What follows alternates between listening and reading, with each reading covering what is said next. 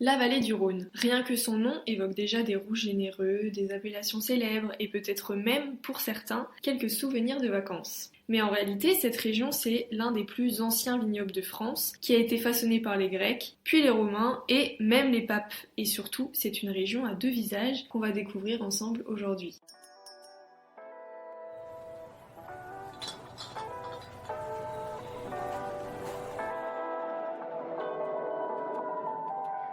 Alors déjà, commençons peut-être par resituer un peu les choses, parce que quand on dit le Rhône, on parle en fait de deux sous-régions bien distinctes. Il y a la vallée du Rhône septentrionale au nord, qui commence autour de Vienne, juste au sud de Lyon, et puis la vallée du Rhône méridionale, qui s'étend jusqu'au sud d'Avignon. Puis entre les deux, il y a un petit trou viticole autour de Montélimar. Donc on parle bien de deux identités, très différentes, reliées par le fleuve Rhône. Donc on parle vraiment d'un vaste vignoble, si j'ai bien compris. Bah oui, au total, on compte 66 500 hectares de vignes. C'est énorme. 2,7 millions hectolitres de vin produits chaque année. Alors, on produit majoritairement des rouges, 75% à peu près, mais aussi 16% de rosé et 9% de blanc. Et les blancs remontent. Il y en a de plus en plus. Il y a un vrai regain d'intérêt pour les blancs de la vallée du Rhône. Et rien que l'appellation Côte-du-Rhône représente près de la moitié de la production totale, avec 31 000 hectares sur les 66 500. Donc on a affaire à une grande région viticole, mais côté histoire, on en est où? On en est où? Ça remonte à longtemps. La vallée du Rhône a beaucoup de choses à raconter d'un point de vue historique, parce que c'est l'un des plus anciens vignobles de France. Les Grecs ont planté les premières vignes dès 500 avant Jésus-Christ, ils sont arrivés à Marseille, ils ont remonté la vallée du Rhône. Les Romains ont ensuite structuré le vignoble, ils savaient faire, ils ont organisé les plantations, ils ont établi les premières réglementations viticoles, et surtout,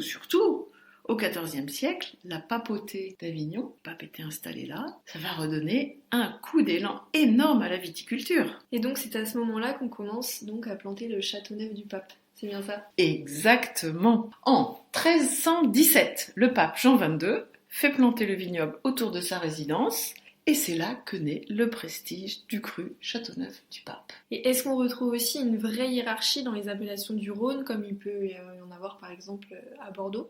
Oui, mais tu vas voir, la logique est un peu différente. Il y a d'abord l'AOC régionale, une espèce de grand socle qui représente, on l'a vu avant, quasiment 50% de la production.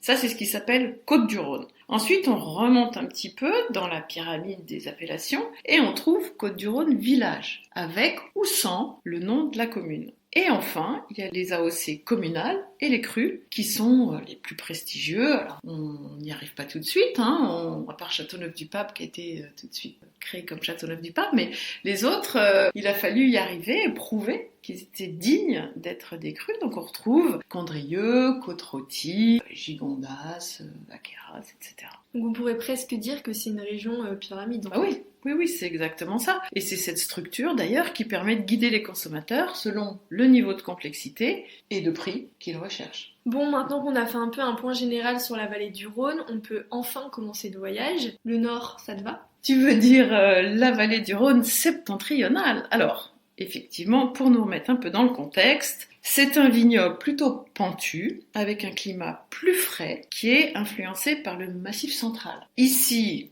c'est la Syrah qui règne sur les rouges. D'ailleurs, c'est le seul cépage utilisé pour les crus prestigieux rouges de la vallée septentrionale. Ça fait des rouges, souvent puissants, poivrés, structurés, taillés pour la garde, et on retrouve les appellations Cornas, Côte-Rôtie ou encore Hermitage, ainsi que les AOC Saint-Joseph et Gros-Hermitage. Voilà. Et puis du côté des blancs, on retrouve majoritairement le cépage Viognier, qui donne les vins gras, parfumés, comme à Condrieu ou la minuscule petite Château-Grillet. Et pour les AOC Saint-Joseph et Gros-Hermitage, on a souvent des assemblages de Marsanne et Roussanne, qui donnent des vins plutôt onctueux, secs mais onctueux, et souvent capables d'assez bien vieillir. Mais il y a encore le Diwa, non? De ce côté de la vallée. Ah oui, c'est une toute petite appellation, effervescente, au sud-est de la vallée septentrionale. On y fait la fameuse clairette de Die avec la méthode ancestrale, c'est-à-dire c'est une fermentation partielle en bouteille avec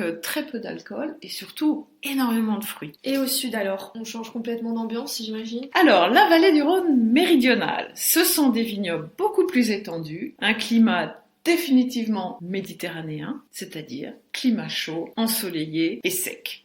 Alors ici, on rentre dans le royaume du grenache noir, souvent accompagné de syrah, mourvèdre, cinsault, carignan. Mais majoritairement grenache. C'est toujours sur des assemblages, à l'inverse du nord de la vallée du Rhône. Alors on retrouve généralement des vins solaires, généreux et souvent épicés. Les rouges sont structurés, très clairement, mais quand même assez souples et parfois très puissants. Il y a aussi beaucoup de rosé. Ça représente, je crois, quasiment 30% de la production. Et côté blanc, on retrouve des cépages comme la clairette, le grenache blanc, le viognier, la marsanne, roussanne, bourboulingue. Alors soit ils sont plus souvent en assemblage et de temps en temps on a des purs viogniers par exemple. Ils donnent des vins très aromatiques. Et c'est aussi côté méridional qu'on retrouve les crus les plus connus. Oui, exactement. Les 9 crus les plus connus. Les crus méridionaux, c'est donc Châteauneuf-du-Pape, Lirac, Tavel, Gigondas, Vaqueras, Vinsov, Rasteau, Baume de Venise et Queyranne. Alors autour de ces appellations-là, on retrouve ce qu'on appelle un peu les satellites, comme le Ventoux,